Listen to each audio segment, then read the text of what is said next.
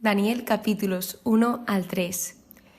En el libro de Daniel hay algo que se destaca muchísimo y es esa exaltación o ese reconocimiento de parte de los paganos sobre quién es Dios, porque los mismos paganos fueron testigos de todas esas grandiosas obras que Dios hacía, de esos milagros que Él realizaba con su pueblo y con cualquier cosa que podía decir. Por ejemplo, algo de lo que daban mucha fe los paganos era que Dios era un Dios vivo tras ver esas obras que hacía y era un Dios que era fiel a su palabra, que hacía lo que decía, no como toda esa variedad de ídolos que ellos habían montado o que ellos adoraban. Así que esto es un tema muy clave en el libro de Daniel y este es el libro que comenzamos ahora mismo.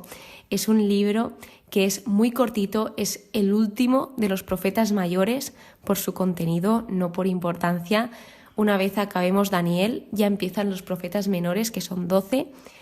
Y en este libro de Daniel hay algo que he ido viendo a lo largo del estudio, porque no os voy a mentir, me lo he acabado antes de empezar a grabar los episodios, no he podido aguantarme porque es un libro que se lee muy rápido, es un libro que se lee muy bien. Sí que es verdad que tiene muchísimas cosas más adentro, es muy profundo, pero en general se suele entender bastante bien. Así que me lo he leído todo, me lo he estudiado casi todo a día de que está saliendo este episodio. Y hay mucha confusión porque, claro, se supone que este libro fue escrito por Daniel y se supone que fue compuesto sobre el año 540-530 a.C., aunque también hay conflictos con que fue escrito mucho después o algo antes. Está un poco incierto, pero lo que sí que coincide en muchos estudios es que este libro habla del primer ataque de Babilonia a Jerusalén, que el segundo libro de Reyes, el capítulo 24, habla de esto, sobre la primera ola de exiliados, sobre el 605 a.C. Entonces se relata sobre estos hechos. ¿Y por qué mucha gente se piensa que es después? Porque estudiosos, filósofos, etcétera, se rebelaban contra esta composición. Porque narra muchos hechos que sucedieron mucho después. Entonces para ellos era impensable que Daniel supiese exactamente todo lo que iba a suceder después. Sí que es verdad que habla de Nabucodonosor, habla de descendientes de él, habla de esa época, pero también lo relacionan con la época de los macabeos, de las batallas macabeas, que es sobre el siglo II a.C., donde intentaban imponer su cultura, su forma de ser a todos, a pesar de lo que creyesen, a pesar de lo que fuesen, les intentaban adoctrinar con sus creencias. Entonces eso también puede ser paralelo a esta época. Es más, según la información que indicaba mi Biblia, decía que situaba ficticiamente los hechos en la corte de Babilonia, pero las circunstancias que describe son las de la persecución de Antíoco Epífanes y que el escrito refleja la época de la sublevación de los macabeos. Entonces, por eso os digo que hay mucha confusión, no está muy claro, hay personas que tienen muy claro que se narra en la época donde se sitúan los hechos, que es en la época de Nabucodonosor, otros muchos años más tarde. Bueno, al final lo importante es el mensaje que transmite el libro y para mí 2 temas principales que transmite son la fidelidad y la fe. Es algo principal en este libro, que esto está enlazado con la esperanza, la espera, y la confianza que estas personas tenían en Dios, a pesar de esa circunstancia, de ese contexto en el que se encontraban. Este libro está dividido en 2 partes. Está dividido en la primera parte, que habla sobre las historias sobre Daniel y sus amigos, y la segunda parte sobre las visiones de Daniel. Algo curioso es que también se encuentra dividido en varios idiomas, es decir, fue escrito en varios idiomas. Primero, el primer capítulo está escrito en hebreo, del capítulo 2 al 7 en arameo, del capítulo 8 al 12 en hebreo y del 13 al 14 en griego, que el 13 y el 14 al estar escrito en griego, en algunas Biblias no se encuentra porque se denomina deuterocanónico, pero sí que se encuentra en la Septuaginta. Así que Daniel se sitúa en la literatura apocalíptica, donde nos dice que los primeros destinatarios sí que conocían su interpretación, pero a nosotros se nos escapan algunos detalles. Daniel significa Dios es mi juez Y luego, cosas interesantes de este libro es que las visiones exhortan a la paciencia, obviamente, porque que las vea no quiere decir que vayan a suceder ya mismo, sino que puede pasar a lo mejor 1 hora o pueden pasar 300 años, nunca se sabe. Este libro ofrece esperanza a todas las generaciones futuras. Además, Jesús usó Daniel para describir a los líderes de Jerusalén. Y Juan, el autor de Apocalipsis, porque ya os digo que este libro tiene mucho que ver, muchísima relación con Apocalipsis. De hecho, en la mayoría de estudios lo relacionan muchísimo y así, como dato curioso, la verdad es que yo me perdía muchísimo en algunas ocasiones porque no he llegado a Apocalipsis. Es el último libro de la Biblia y aunque lo intentaba, me costaba. Entonces Juan adaptó Daniel para describir a Roma y a todos los imperios futuros. Y aquí se utilizan 2 términos importantes que son hijo de hombre, que lo vimos mucho en el anterior libro en Ezequiel, que este lo usaba Dios para referirse a Ezequiel, pero en este caso cuando se usa hijo de hombre se usa como una imagen tanto del pueblo de Dios como del rey procedente del linaje de David. Lo usa como el Mesías. Y Dios es llamado el anciano de días. Este libro sí que es verdad que tiene muchos capítulos muy relacionados, muy similares, como pueden ser el 2 y el 7 y el 3 y el 6, porque el 2 y el 7 narran el mismo sueño de forma diferente y el 3 y el 6, que es uno de los más famosos que se conoce muchísimo, aunque no te hayas leído la Biblia, es el de David en el foso de los leones, que también es muy similar, los dos. Y el 4 y el 5 es un contraste entre el orgullo del rey Nabucodonosor y el orgullo de su hijo, donde los llevó cada uno, si supieron cambiar ese orgullo o lo mantuvieron. Así que dicho esto, ya que sí comenzamos con esa primera parte de David de los capítulos 1 al 3, pero sí que os he de decir que de estos capítulos 1 al 6 hablan que Daniel y sus compañeros salen triunfantes de una dura prueba y los mismos paganos dan gloria a Dios. El capítulo 1 empieza hablando de estos jóvenes, de estos compañeros y de David en la corte de Nabucodonosor. Así que era el año 3 del rey Joaquín de Judá, el rey Nabucodonosor sitió Jerusalén y el jefe de los eunucos debía de escoger entre los israelitas de estirpe real a jóvenes, ojo, esto es lo que pedía el rey, sin defecto físico, bien parecidos, expertos en sabiduría, cultos e inteligentes y aptos para servir en la corte del rey. ¿Para qué quería estos jóvenes? Para enseñarles la lengua y la literatura caldea y educarlos durante 3 años en sus costumbres, supongo que se refería. Entonces, sí que es verdad que esto suena un poco a adoctrinamiento, a implantarles su cultura, sus reglas y sus normas. Así que este jefe de los eunucos escogió a Daniel, que le llamó Baltasar.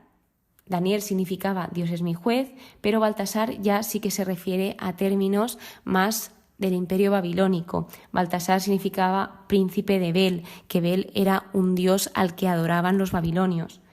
Luego, Ananías significa amado por el Señor, fue llamado Sidrac, iluminado por el dios Sol, otro ídolo que adoraban. Misael significaba quien es como Dios, fue llamado Misac, quien es como Venus. O sea, totalmente cambio de nombre a significados totalmente distintos. Y por último, Azarías, que significa el Señor es mi ayuda, fue llamado Abdenago, que significa siervo del Nego. Otro ídolo, otro dios.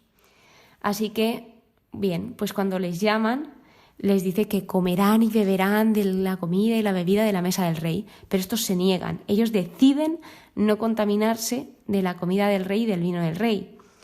Y hay muchas más razones, porque claro, pensaba que era simplemente que ellos no querían comer de lo del rey, pero es que se ve que esa comida era comida que se ofrecía a dioses paganos, los cuales ellos 4 solo servían al Dios de Israel, al Dios vivo. Así que ellos decidieron no contaminarse y como también sabían que si no hacían lo que se les ordenaba a raíz de este jefe de los eunucos, iba a salir perjudicado el jefe de los eunucos, también pensaron en él.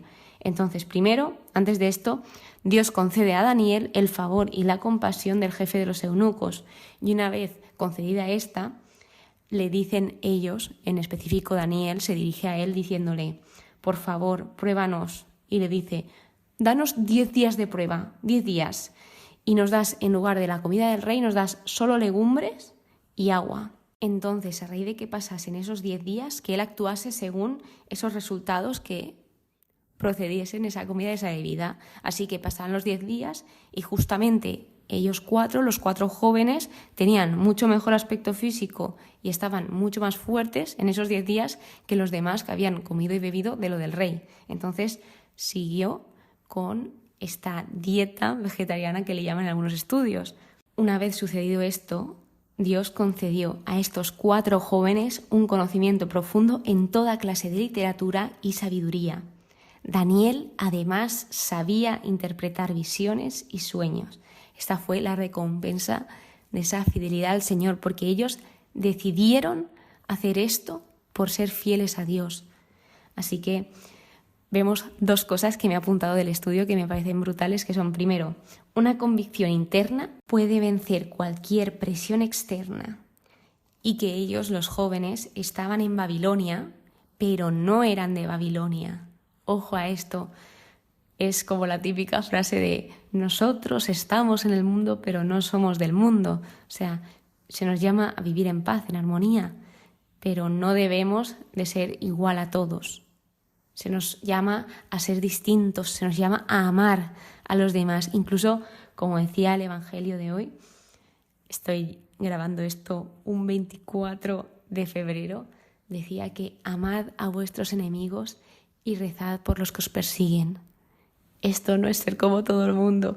El mundo nos dice lo contrario, que nos venguemos, que, miles de venganzas, pero el Señor nos dice esto, que amemos y que recemos por ellos.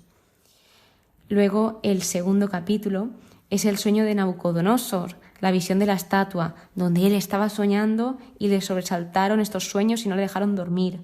El rey va a interrogar a sus adivinos y manda llamar a magos, adivinos, hechiceros, astrólogos, que curiosamente no sé por qué le responden en arameo. Pero bueno, ellos no saben interpretar el sueño, intentan alargar el tiempo, le empiezan a soltar mentiras y al final le dice que era imposible descifrar el sueño. Entonces el rey se enfadó y mandó exterminar a los sabios.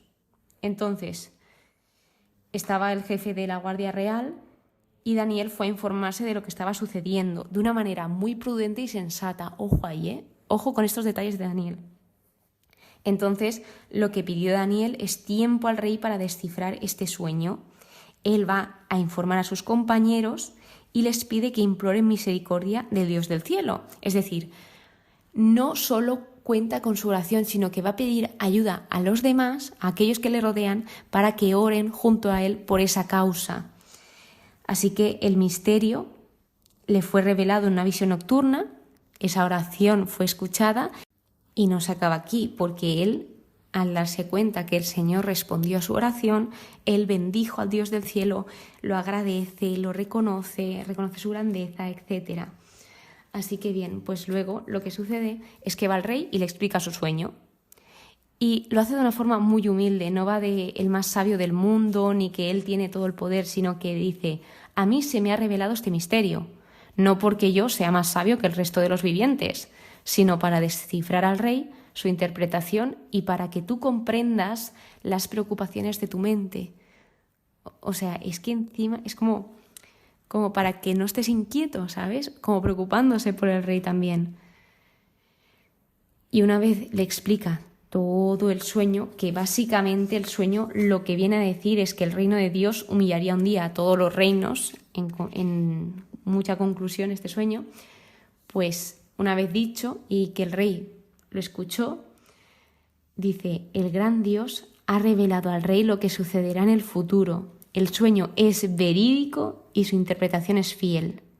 Una vez explicado el sueño y entendido, se supone, por Nabucodonosor, él reconoce a Dios como el Dios de los dioses. O sea, un mismo pagano que adora a otros dioses está reconociendo a Dios como el Dios de los dioses, el Señor de los reyes y el revelador de los misterios. Nadie se lo había podido revelar, nadie se lo había podido interpretar. Y un siervo de Dios, del Dios vivo, se lo había revelado. Entonces, Daniel fue nombrado gobernador de toda la provincia de Babilonia, fue nombrado jefe supremo de los sabios de Babilonia, fue colocado en la corte y encima el rey le hizo regalos.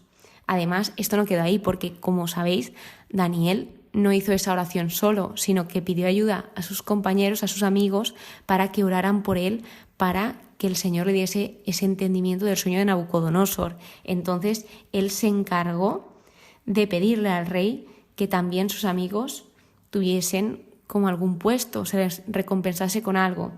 Entonces el rey les encomendó la administración de la provincia de Babilonia a los amigos de Daniel. Así que, punto clave que vemos en este capítulo 2, la única razón por la cual Dios puede predecir la historia es porque Él la puede controlar. Ojo ahí. El capítulo 3 habla de la adoración de la estatua de oro, que esta se situó en la llanura de Dura, en Babilonia. Nabucodonosor erige una estatua de oro y obliga a todos los pueblos, naciones y lenguas a adorar esta estatua cuando oyeran el sonido de los instrumentos. Y si no la adoraban, iban todos al fuego abrasador, al horno, es decir, que lo mataban. O la adorabas o te mataban. Así que hubo unos chivatos muy envidiosos y celosos de los judíos, y en este caso habla de los 3 amigos de Daniel, que son Sidrac, Misac y Abdenago, que ellos no hicieron caso a el mandato de Nabucodonosor, porque ellos obedecieron a Dios en lugar de a el hombre, en lugar de al rey. Sí que es verdad que ellos en todo momento fueron respetuosos, cordiales, valientes, pero a la hora de adorar a otro Dios, ellos sí que eran muy fieles a su Dios. Entonces, ellos vivían en la ley de Dios y no iban a ser infieles a su Dios. Entonces, una vez fueron llevados ante el rey, fueron fieles y, confiando en Dios, le respondieron de una forma tan buena. Luego, pues claro, el rey se enfadó muchísimo por esta contestación del por qué no adoraban al Dios que él había elegido y pone el horno 7 veces más fuerte de lo normal. Además, ellos son atados y arrojados al horno. Y dice que las llamaradas mataron a los hombres que los llevaron, porque se ve que eran tan fuertes que acabaron con ellos. Sin embargo, no acabaron con los 3 amigos de Daniel. En la versión griega y en la Septuaginta se encuentra los versículos 24 al 90, que este es el cántico de Azarías de los 3 jóvenes en el horno. Y aquí ellos dicen que caminaban entre las llamas alabando a Dios y bendiciendo al Señor e iban orando. ¿Qué cosas decían? Pues por ejemplo, el primer punto, que Dios es justo, que todo lo que Dios dice es verdad. Hablan de la fidelidad y de las obras de Dios. También se humillan, reconocen sus acciones, de lo que han hecho mal, lo que no han hecho correctamente, las veces que han desobedecido al Señor. También no solamente piden por ellos y se humillan por ellos, sino que engloban a todo el pueblo, se preocupan también de orar por los demás. Luego piden al Señor y luego engrandecen su fama. Dice que sepan que tú eres el Señor y el Dios único, glorioso en toda la tierra, dan gloria a Dios. También se ve un diálogo con Dios, expresan cómo ellos se sienten, cómo se encuentran. Cuando pues tú ves a un amigo, una amiga o a una persona especial, sueles contarle cómo te sientes generalmente y te escucha. Generalmente lo normal es que te escuche, pues Dios es el que mejor te sabe escuchar y el que mejor te sabe acompañar, y Él siempre espera que nos desahoguemos también con Él, que le contemos aquello que nos preocupa, nuestras alegrías, nuestras tristezas, todo. El versículo 40 dice: que este sea hoy nuestro sacrificio ante ti y volvamos a serte fieles, porque los que en ti confían no quedarán avergonzados. El ángel del Señor bajó, expulsó las llamas e hizo una brisa refrescante, entonces el fuego no los tocó ni lo más mínimo. Esto os estoy leyendo los versículos tal cual, ni les causó ningún daño o molestia. Dicen que lo único que el fuego hizo fue quemarles esas ataduras que tenían en las manos. Simplemente se deshicieron de esto y ya está. Por eso ellos iban libres, sin ataduras, por ahí, por el horno. Luego habla del cántico de los 3 jóvenes, glorificando y bendiciendo al Señor, bendecidlo, alabadlo, ensalzadlo. Ellos exhortaban a los demás a realizar estas acciones. ¿Por qué? Porque Él nos ha rescatado del abismo, nos ha salvado del poder de la muerte. Y esto, pues, habla del horno, pero también está hablando del testimonio de muchas personas, de cómo Dios nos ha rescatado, nos ha salvado de lo más hondo, de lo más oscuro. Dad gracias al Señor, porque es bueno, porque su misericordia perdura por los siglos. Por último, Nabucodonosor reconoce el milagro de nuevo, otra vez. Alguien que no cree en Dios, alguien apartado del Dios vivo, reconoce esas obras que Dios hace. Así que Nabucodonosor, atónico de lo que ve, porque él no solo vio a esos 3 hombres andando por el horno, sino que vio a uno más. Dice que él veía 4 hombres desatados caminando entre el fuego sin sufrir daño, y que el cuarto parecía un ser divino. En algunos estudios dicen que es Jesús. No lo sabemos seguro si era Jesús, si era un ángel. No te lo puedo decir claramente porque no lo sé. Así que, ¿cómo acaba este capítulo? Nabucodonosor acaba alabando, bendiciendo y reconociendo la grandeza de Dios y la fidelidad de sus siervos, y se vio como estos 3 amigos de Daniel prosperaron. Punto clave que tener en cuenta aquí, que el rey, sí que es verdad que él sabía mucho acerca de Dios y él estaba viendo todas estas obras, estos milagros que estaba realizando, pero aún no lo conocía personalmente. Quedaos con esto, porque en los próximos capítulos veremos más cosas. Y así es, al final incluso los paganos también son conscientes, muchos paganos sí que son conscientes de las obras de Dios, pero aún no han tenido ese encuentro personal. Cada cosa a su tiempo y cada uno tiene un proceso distinto, cada persona somos diferentes. Muchísimas gracias por estar aquí, muchísimas gracias por escucharme. Espero que pases muy, pero que muy buen día y que Dios te bendiga.